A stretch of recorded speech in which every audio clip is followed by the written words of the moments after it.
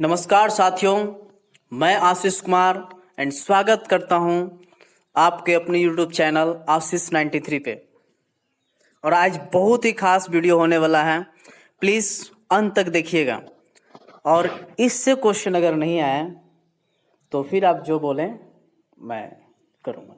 It means कि ये confirm है कि यहाँ से 2 क्वेश्चंस फिक्स्ड है, आना ही आना है इस बार के बोर्ड एग्जामिनेशन में। सो प्लीज़ पूरा वीडियो ध्यान से देखिएगा। अगर आप मेरे चैनल पर नए हैं तो प्लीज़ चैनल को सब्सक्राइब कर लीजिएगा। अगर आप पुराने हैं तो वीडियो को लाइक कर दीजिएगा। Thank you. बिना किसी देरी का स्टार्ट करता हूँ वीडियो।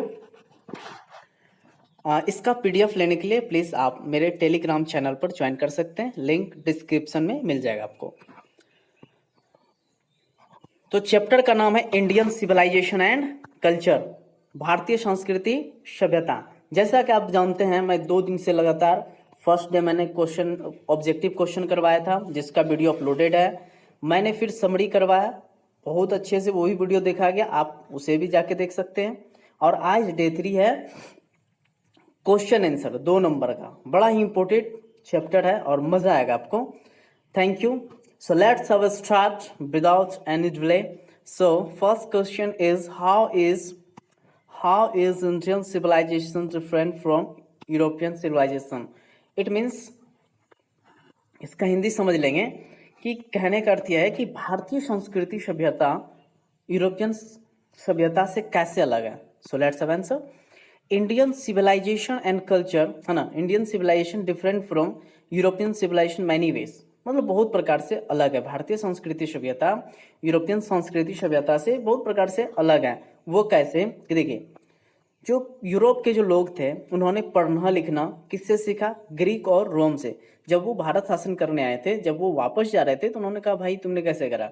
तो यूरोप वाले ने क्या करा? रोम और ग्रीक से पूछा। तो रोम और ग्रीक तो ऑलरेडी भारत से हार के जा रहे थे, तो वही हाल हुआ रोम और ग्रीक का जो है ना, जो रोम और ग्रीक का जो हाल हुआ था वही हाल फिर यूरोप का हुआ। वो भी हार कर चले गए। And which exist no longer their former glory, but India has nothing to learn from others. मतलब भारतीय संस्कृति सभ्यता तो भाई मैं आई प्राउड बी इंडियंस, क्योंकि भारतीय संस्कृति सभ्यता अटल अजर अमर है और मैं बहुत गर्व करता हूँ अपनी सभ्यता पे। Thank you. अच्छा, अगला क्वेश्चन है। एक बात इसमें ध्यान देने वाली बात यह है कि सर मैं क्वेश्चन आंसर करूं कैसे? मीन्स जैसे देखिए, जो क्वेश्चन आपको लिखने के लिए आएगा, how is Indian civilization different from European civilization, बेशक आप इस क्वेश्चन को 2-3 बारी पढ़ लीजिए और 1-2 बारी लिख लीजिए, जाके एग्जाम में आप लिख सकते हैं। नंबर नहीं कटेगा, 2 नंबर फिक्स्ड मिलेगा आपको, ये मेरा चैलेंज है। आगे देखेंगे हम लोग क्वेश्चन नंबर 2। देखिए 2 नंबर कहता है कि why does Gandhi say that mind is a restless bird, what makes the mind restless. मतलब गांधी जी क्यों कहते हैं कि हमारा मन एक उड़ता बेचैन पक्षी, रेस्टलेस मतलब होता है बेचैन, बेचैन पक्षी क्यों है? क्यों कहते हैं गांधी जी? देखिए, गांधी सेज दैट, गांधी जी कहते हैं कि mind is a restless bird, है ना, मन हमारा उड़ता बेचैन पक्षी की तरह है ना। क्यों? ह्यूमन नीड्स है ना हैव नो लिमिट्स, मतलब हम जो मनुष्य हैं हमारा कोई लिमिट नहीं, हम कितना खुशी मनाएंगे इसका कोई अंत नहीं हो सकता। अगर आप किसी भी चीज को एंजॉय कर रहे हैं तो आपको मतलब क्या बोल सकते हैं, कभी आपकी इच्छा कंप्लीट नहीं हो सकती है। इसलिए हमारे जो गांधी जी उन्होंने कहा कि हमारा मन क्या है, एक उड़ता बेचैन पक्षी की तरह, ये कभी भी संतुष्ट नहीं हो सकता है। Our desire have no end, हमारे सपने पे कोई भी अंत होने का कोई चांस ही नहीं है। आगे देखिएगा, कहता our mind that wants something every time, हमारा जो मन है हमेशा कुछ ना कुछ चाहता है। जैसे अभी आप खाना खा रहे हैं, आपका तुरंत मन कर जाएगा यार मैं ये कर लूं। अगर आप पढ़ रहे हैं तो कहीं ना कहीं आपका फिर से ध्यान भटक जाएगा मैं ये कर लूं। इट मीन्स हमारा मन पे काबू नहीं है, कभी हर हमेशा कुछ ना कुछ हमारा मन सोचता ही रहता है ना। एंड वी गेट ब्यूजी है ना fulfilling that requirements of desire, हमेशा हम लोग व्यस्त रहते हैं, यार ये काम नहीं हुआ, मुझे ये पढ़ना भी था, ये चैप्टर भी पढ़ना था, ये चैप्टर भी मुझे याद करना था। तो हमेशा हमारा मन क्या है, कुछ ना कुछ चीज़ों को सोचते रहता है कि हाँ फुलफिल हम करें अपने आप को। Once a desire fulfil it wishes any other to goes, मतलब जैसे मान के चलिए आपने कहा कि यार ठीक है आशीष सर मैंने इंडियन सिविलाइजेशन कल्चर कंप्लीट कर लिया, तुरंत आपके मन में दूसरा बात आ जाएगा। इट मीन्स हमारा मन कभी भी शांत नहीं बैठता, कुछ ना कुछ हमेशा सोचते रहता है। सो Gandhi ji call the mind है ना, mind is a restless bird, इसलिए गांधी जी ने कहा मन हमारा क्या होता है, एक बेचैन पक्षी की तरह है। मजा आ जाएगा भाई आज तो।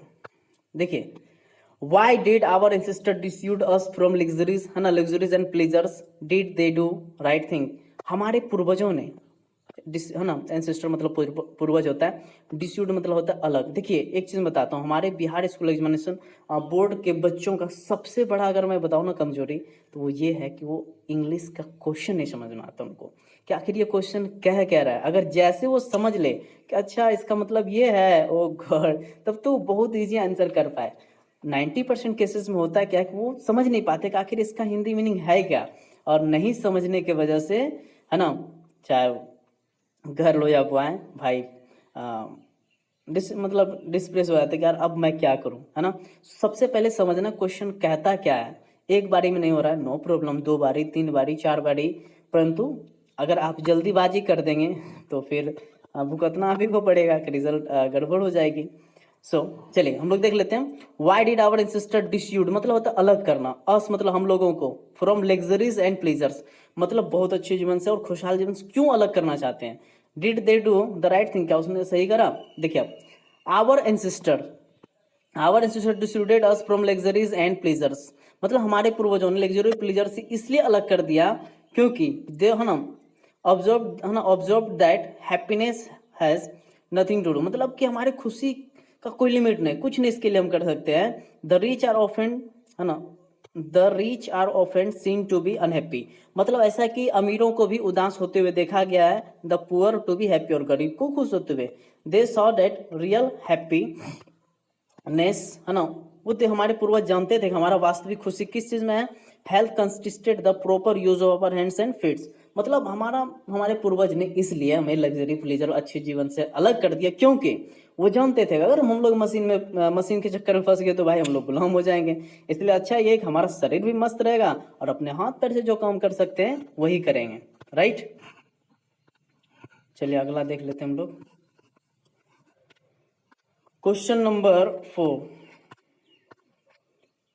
क्वेश्चन 4 कह रहा है कि how did our ancestor view large cities, है ना, व्हाई वर दे, है ना, why were they satisfied with small villages मतलब हमारे पूर्वज जो है, एंसेस्टर मतलब पूर्वज, है ना, लार्ज मतलब बड़ा, सिटी मतलब शहर, हमारे पूर्वज जो है शहरों के लोगों से, है ना, कहता क्यों उन्होंने देखा कि लार्ज सिटीज व्यूअर, है ना, क्या था उनमें, और गांव में ही लोग क्यों सेटिस्फाइड रह गए।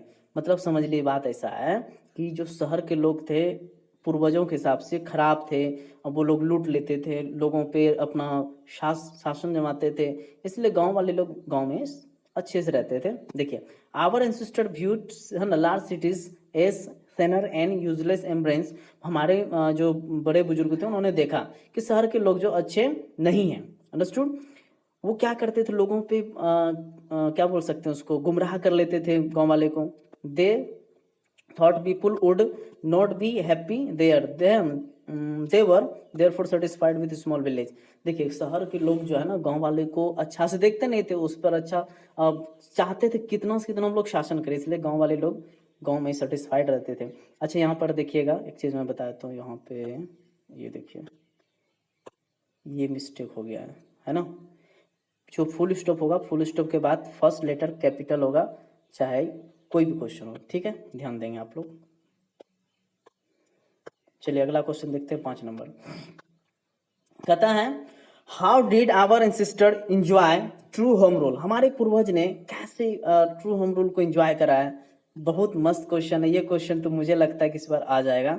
कहता है कि आवर एंसेस्टर्स, है ना, saw that the kings held the सोविनेंस of the earth to be the inferior to the rishis and fakirs. देखिए हमारे पूर्वज लोग जो थे वो बहुत मस्ती से रहते थे, क्योंकि देखिए गांव में क्या था, ऋषि और फकीर्स मतलब ये लोग जो है ना आपके हर समस्या को सोल्व कर देते, परंतु पैसे बदले में कम लेते। परंतु आपने किसी भी समस्या को अगर वकील को, है ना, वकील को या फिर थानों में बताया, चाहे डॉक्टर्स को, तो वो लोग आपको क्या करते हैं, ज्यादा से ज्यादा चार्ज करते हैं, क्योंकि वकील, डॉक्टर्स, पुलिस ये सभी के सभी शहर में एक दूसरे से मिले होते हैं, जिसके वजह से गांव वालों को कोई चांस नहीं मिलता है। इसलिए हमारे जो गांव वाले लोग हैं गांव के रूल्स को ही फॉलो करके खुश रहते हैं, समझे ना।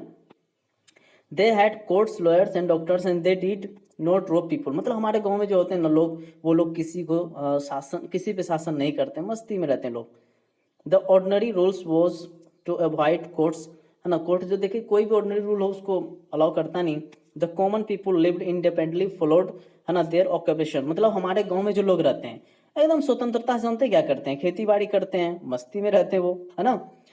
अच्छा लास्ट लाइन क्या कहता है समझिएगा, कहता है दस they enjoy true home rule, इसलिए वो लोग घर के नियम को बहुत इंजॉय करते हैं। कौन, हमारे फार्मर्स लोग जो हैं। देखिए अगला क्वेश्चन समझिएगा, व्हाट अकॉर्डिंग टू ऑथर, है ना, इज मॉडर्न सिविलाइजेशन, हमारे ऑथर के हिसाब से आधुनिक सभ्यता क्या है। देखिएगा according to Mahatma Gandhi, modern civilisation is the worship of material, it is the worship of brute in us, modern civilisation unbridled and materialism, भारतीय संस्कृति सभ्यता जो हमारी वर्शिप, है ना, हमारे भौतिक बात पे टिकी हुई है, और अगर भौतिक बात हम लोग नहीं रहते तो हमारा मॉडर्न सिविलाइजेशन आज नहीं चलता।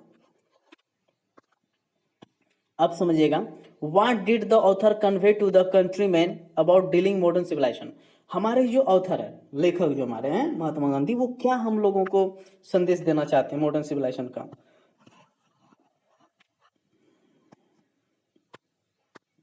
देखो Mahatma Gandhi suggest having faith in God, Mahatma Gandhi कहते हैं कि देखो भाई भगवान में विश्वास रखो। The country man should resist against indefinite and multiplicity of human wants, क्योंकि देखिए हम जो मानव है बाबू, तो हमेशा जो हमारा मन होता है ना, एक बार में मान के चलिए 3-4 माइंड तो यूज कर, अपना माइंड चलते रहता है। इट मीन्स कि हमारा मन जो है ना मल्टीप्लाइसिटी बन चुका है, जिस तरह हम लोग मल्टीमीडिया फोन यूज करते हैं, एंड्रॉइड देखते हैं कुछ भी कर लीजिए मोबाइल में, तो वैसे हमारा मन है बहुत बार बहुत कुछ सोचना शुरू कर देता है। अगला देखिएगा, अच्छा प्लीज़ अगर आपको वीडियो अच्छा लग रहा हो तो लाइक ज़रूर करिएगा, सब्सक्राइब जरूर करिएगा, और कोशिश करिए अपने दोस्तों को शेयर करिए ताकि उनको भी हेल्प हो सके। Thank you. अब 3 नंबर देखेंगे, कहता है what is the distinctive characters of modern civilisation, modern civilisation का सबसे बड़ी विशेषता क्या है। देखिए द डिस्यूनिक कैरेक्टर, है ना, characteristic of modern civilisation is an indefinite multiplicity of human wants, मतलब सबसे बड़ी चीज़ है कि हम अभी थोड़ा मैंने बताया मल्टीप्लाइसिटी क्या होता है, कि जब आप किसी भी काम को करते हैं और एक ही टाइम में बहुत सारा मन अपना काम करता है, ये भी शर्ट खरीद ले, ये भी खरीद ले, ये भी खरीद ले, तो मल्टीप्लाइसिटी हो गया। तो यही हमारा है डिस्यूनिक कैरेक्टर से करना चाहिए। ये क्वेश्चन इतना ज़्यादा तो है नहीं इंपॉर्टेंट, फिर भी चलिए देख लेते हैं। What does the author prefer to मेटलेस, ये देखिए क्या क्वेश्चन, हा। Mahatma Gandhi prefer simple living and high thinking, है ना। अब सदा जीवन उच्च विचार, आपसे पूछ दिया जाए कि भाई लाइन किसने दिया है, तो महात्मा गांधी जी ने दिया, एकदम बिल्कुल आप आसानी से कह सकते हैं। हमें भौतिक बाद में रहना चाहिए, he prefers an spiritual and moral progress to materialism, बिल्कुल आप नैतिक बाद में रहिए भाई, बड़ों का आदर करिए, है ना, क्योंकि सिविलाइजेशन कहता यही है, सिविलाइजेशन का अर्थ यही है हमारी सभ्यता, है ना, बड़ों का आदर करना चाहिए, लोगों के जितना ज़्यादा आप रिस्पेक्ट दीजिए, एंड गिव रिस्पेक्ट, रिस्पेक्ट आप जानती हैं। नेक्स्ट है 6 नंबर का, तो what does our civilization depend upon, हमारा सभ्यता किस चीज़ पर टिकी हुई है। तो आंसर है according to Mahatma Gandhi our civilization depends upon respecting wants and self training, हमारा सभ्यता जो है खुद के ऊपर टिकी हुई कि आप कितना ज़्यादा इसको हैंडल करना चाहते हैं, बनाना चाहते हैं। 7 नंबर देखिए, what is civilization in the real sense of term, सभ्यता वास्तव में क्या है। तो civilization in the real sense of the term consist, है ना, deliberate and voluntary restrictions of wants, मतलब सभ्यता हमारे वास्तव में ये चीज़ है कि हम किसी भी चीज़ को रियल में कैसे कंसिस्ट करते हैं, उसको कैसे हम आगे तक पहुँचाएंगे। Thank you and